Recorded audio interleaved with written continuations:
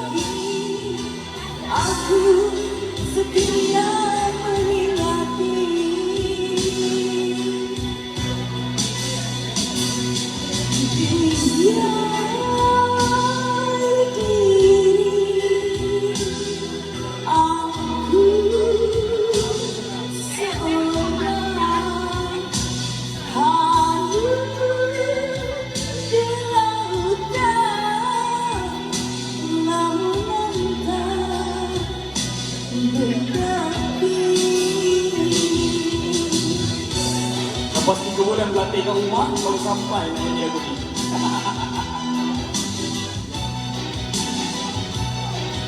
Jadi terima kasih kepada Ibu Ayah, terima kasih kepada orang rumah, terima kasih kepada Fadil, dia datang. Iring kata tak kosong kita.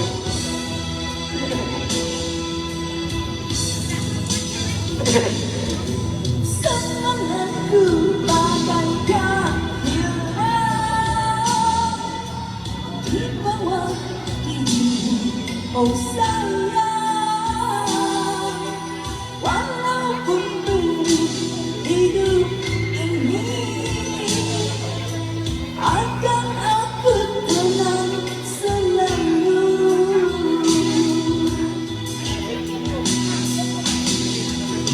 Bila aku mengukir semua, di hatiku tersimpan kepedihan.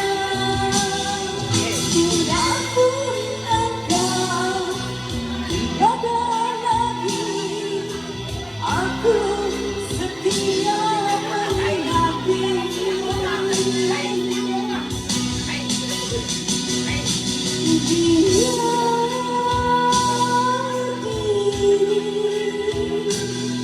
Aku seorang hanyut di lautan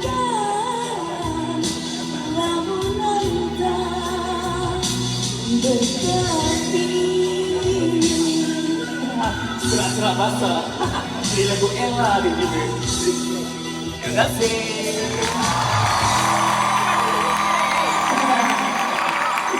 Kalau Ella jadi perempuan, Ella jadi perempuan. Kalau perempuan jadi Ella. Ambil guna.